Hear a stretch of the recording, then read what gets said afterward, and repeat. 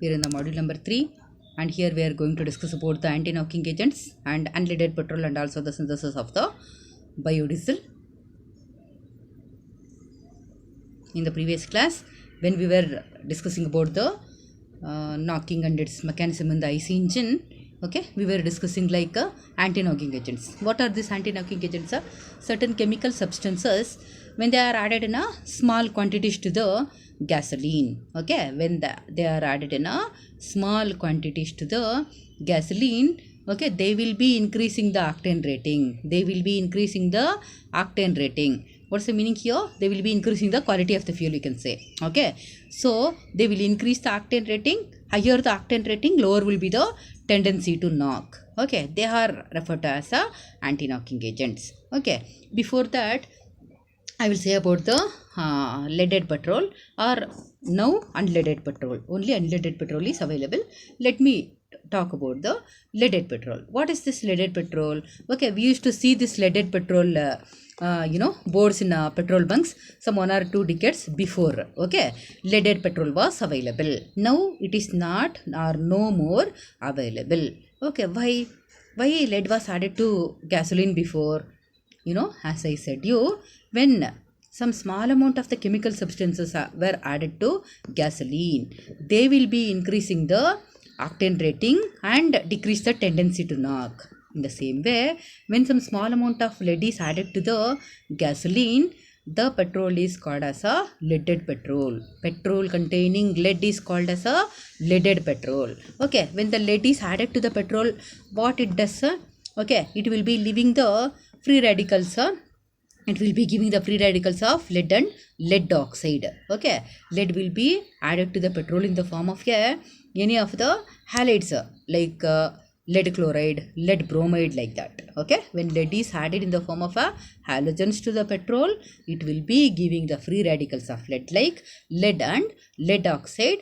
Free radicals were left to the gasoline. And what they were doing in the IC engine? These obtained lead and lead oxide particles were acting as inhibitors in controlling the chain of reactions. I think you remember, no?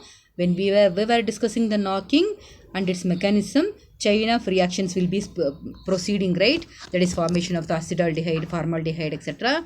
Okay, in controlling this chain of reactions, these free radicals were acting as inhibitors. Okay, inhibitors they were acting as, and they were controlling the chain of reactions. So in that way, they were controlling the knocking in the internal combustion engines. Understood, no? The petrol which contains lead is called as leaded petrol. And what is unleaded petrol? The petrol which does not contain any lead or lead components is called as unleaded petrol. Okay, so when this lead is added to the petrol in the form of a tetraethyl lead or tetramethyl lead or mixed methyl ethyl lead, what was happening in the IC engine? The tetraethyl and TML used to liberate free radicals of lead, that is in the form of a lead or lead oxide. These formed free radicals were acting as inhibitors in controlling the chain of reactions, so that it was stopping the tendency to knock. Okay, but what happened? Why now we are not using the leaded petrol? That is because when we came to know that lead is causing harmful, highly harmful, it was causing harmful diseases in humans, and also it is not good for plants. It is not at all good for plant and animal life. Okay, so universally it is banned. Okay, universally it is made mandatory not to use any leaded petrol. So now in petrol bunks only the unleaded petrol will be available. Due to its harmful effects on all the living things like plants and animals, the leaded petrol is no more used. I think it's clear. When lead is added, it was stopping the tendency to knock by stopping the chain of reactions. Okay, and now as we know the harmful effect of the lead is no more used with the petrol. Then what is used? We have to use something else, no? Which should supposed to stop the knocking tendency, right? So we are using some other anti-knocking agents. Like what?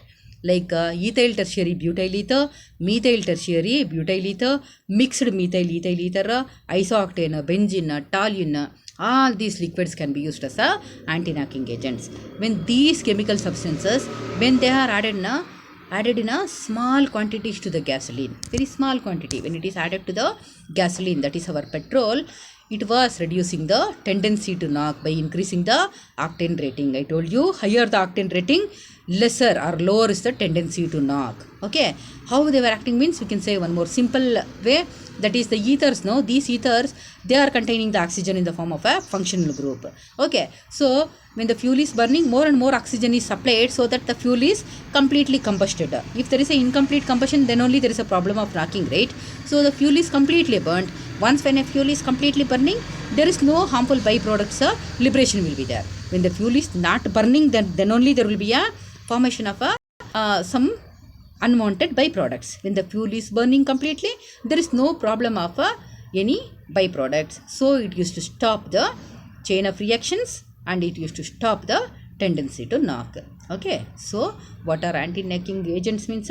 These are the chemical substances. When added in smaller quantities to the gasoline, they will increase the octane rating and reduce the tendency to knock. These are referred to as anti-knocking agents. Examples for anti-knocking agents are ethyl tertiary methyl butyl ether, methyl tertiary butyl ether, mixed methyl butyl ether, and isooctane, benzene, toluene. You can write any of these chemical substances. Okay, and with these substances contains oxygen in the form of their functional groups. So when they are mixed with the fuel, they supply oxygen for combustion. When the fuel is completely combusted, there is no problem for knocking. Understood? So we will go to the next topic, that is biodiesel. Sorry, power alcohol. We will complete with the what is the power alcohol. Power alcohol is which is our petrol, okay, gasoline, which contains ethanol. Okay, which contains ethanol. What is the power alcohol means? Alcohol is mixed with the gasoline or petrol, which is used as a fuel for internal combustion engines. It's called as a power alcohol. Okay, how it is mixed? Generally, generally 10 to 15% of the ethyl alcohol, okay, 10 to 15% of ethanol is mixed with the 85 to 90% of gasoline by volume. For our Indian roads, no, what do we need is, what percentage of the power alcohol is needed means 10 to 15% of ethyl alcohol is mixed with the 85 to 90% of the gasoline by volume. And here one more thing is these two liquids are immiscible. Okay, they will not be mixing with each other due to the difference in their densities. Okay, so we need to use some blending agent. Some organic liquids will be used to mix them, otherwise they will not be mixing with each other. Okay, fine. So what is the power alcohol means? Which is a gasoline blend which contains around 10 to 15% of ethyl alcohol, okay, and remaining 85 to 90% of the gasoline by volume, which won't mix together due to the difference in their densities. So we need to mix some blending agents, okay, like benzene, ether, etc. We need to mix, otherwise the gasoline will not be mixing with the ethyl alcohol. What are the advantages of using this power alcohol? That is, no, octane rating will be of the power alcohol will be high. What is octane rating? Once octane rating is high, the tendency to knock will be lesser. Okay, and the power alcohol, it will be almost, it is having same lubricating property as that of the petrol. Okay, power alcohol and the normal petrol, when we compare, both will be having a same lubricating property. And alcohol, which completely supports the combustion, right? And the power output will be high. And one more advantage is, if any moisture content is present in the gasoline, the alcohol will be absorbing the moisture content. These are all the advantages of using the power alcohol. Okay, it increases the octane rating, so that decreases the tendency to knock. Okay, lubricating property of the power alcohol is same with the petrol. Okay, and it completely supports combustion, so there is no byproducts released here. Okay, and if any traces of moisture is present in our petrol, okay, alcohol will be completely absorbing that moisture content. Okay, what's the disadvantages? Disadvantages will be, like the power alcohol, no, as it is completely combusted, the air supply need to be modified, air enter need to be modified, okay, because no, it's already highly combustible, okay, the air entering should be properly regulated. One more problem is alcohol is there. Alcohol can be easily oxidized to acids. Once when there is a presence of acid, the parts of the engine may get corroded, okay, the parts of the engine may get corroded. These two are the disadvantages of the power alcohol. Fine. So we will be moving to the next topic, biodiesel. Fine. What is this biodiesel? Biodiesel is a diesel which is produced from the renewable sources of plant and animal origin. Renewable sources of plant and animal origin, okay, like which can be synthesized from waste oils, okay, large quantity of the oils will be wasted, no, generally in a hotel industries, right? We can make some items in the oil, okay, it can be used maximum for 2 times, again and again it cannot be used, right? It will not be good for the health, okay, that type of used oils, no, we can use to synthesize the biodiesel, okay. And all the plant seed oils like like pongemia, okay, which is called in Kannada as a honge, okay, pongemia, that can be used. Rubber seed oil, coconut oil, groundnut oil, sunflower oil, flaxseed oil, okay, all these oils can be used to synthesize the biodiesel. Once again, the calorific values will be different, surely, okay, calorific values, by making this different types, by using the different types of oils, it will be varying, okay, calorific value will be surely varying, and we can synthesize from all the plant seed oils, right? And it is produced from a vegetable oil also, I said, and it can be used as a alternative fuel for our diesel automobiles, because if we want to use directly the plant seed oils, it is not at all possible. We need to change the complete engine modification. Already so many existing thousands and thousands of vehicles are there, no, diesel engine vehicles. We cannot change all the engines, it is difficult to modify the engines. So what we can do, we can modify these triglycerides of fatty acids only. The normal oils, no, all these oils, no, general plant seed oils are referred to as triglycerides of fatty acids. These triglycerides of fatty acids only can be converted into biodiesel, and the biodiesel can be used for all the engines. There is no need of any engine modification. Getting, no? Okay, if we want to use the plant seed oils directly in the engine, means it's difficult to, engine will not work. So what we can do here, we can convert this triglycerides of fatty acids into biodiesel. This biodiesel can be directly used in the diesel vehicles, and also if some small amount of the biodiesel is mixed with the normal diesel, no, it will be reducing the harmful emissions to a larger extent. That is the advantage of the biodiesel. Let us see how it is produced in the laboratory. I told you already this, the oils are triglycerides of fatty acids, and the biodiesel can be obtained, okay, by using either the methanol or ethanol.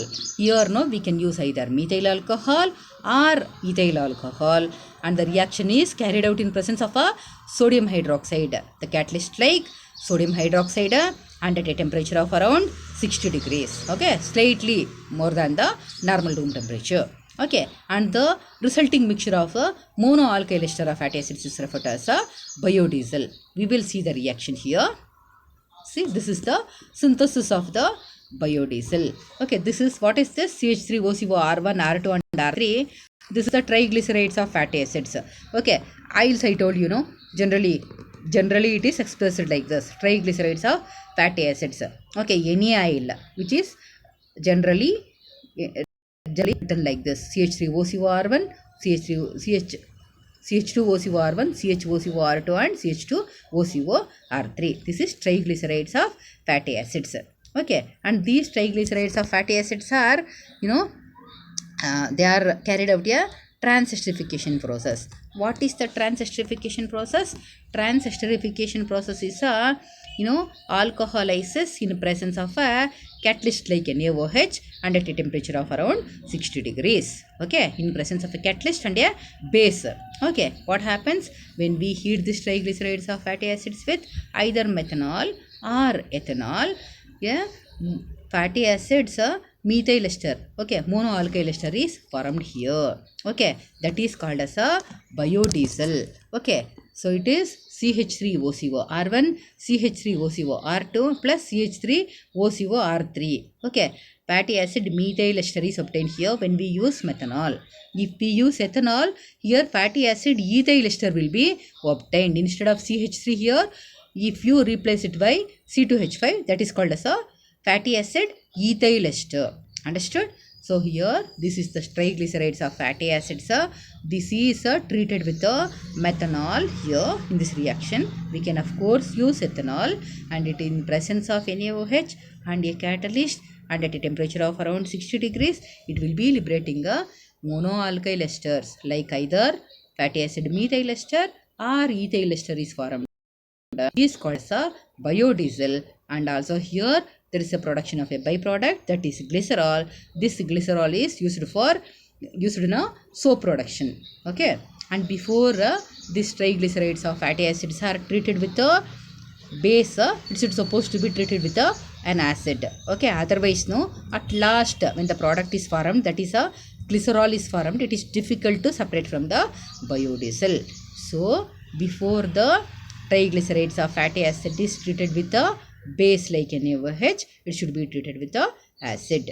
Fine. So this reaction is very important when the triglycerides are treated with a alcohol like methanol in presence of a NaOH and a catalyst at a temperature of around 60 degrees. Monoalkyl ester is formed. This monoalkyl ester is referred to as a biodiesel, and biodiesel is liberated with a byproduct glycerol. Glycerol can be used in a soap industries. Fine. What are all the advantages of the biodiesel? Fine.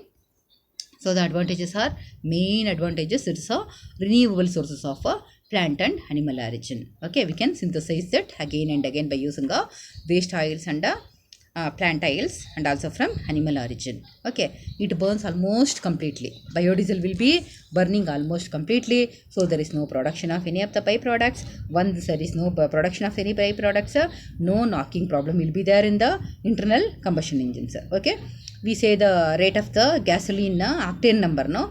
For diesel fuels it is a cetane number. The cetane number will be high, so there will not be any knocking in the diesel engines also, and it is completely free from the sulfur compounds, okay. In the diesel, what we get from the fossil fuels, no, which may contain some small amount of sulfur impurities, but this biodiesel, no, it does not contain any of the sulfur impurities, okay. And as I told you in the beginning, if some small amount of we cannot use biodiesel completely in our diesel engine, for example, okay, if you just mix some small amount of this biodiesel to the normal diesel, it will reduce the all the harmful emissions like oxides of nitrogen, oxides of sulfur, and oxides of carbon to up to 60%. Up to 60% of the pollution which is caused due to these will be reduced if you mix some small amount of the biodiesel to the normal diesel, okay.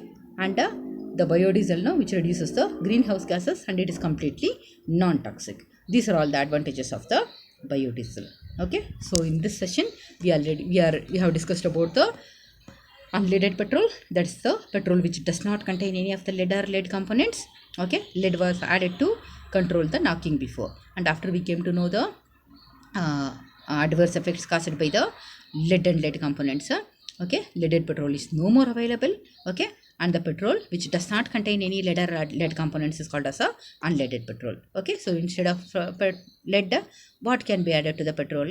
We can add some other chemical substances like toluene, benzene, isooctane, okay, MTBE, ETBE, that is ethyl tertiary and methyl tertiary butyl ether, mixed ethers, etc., okay. They act as anti-knocking agents, so that they will reduce the tendency to knock.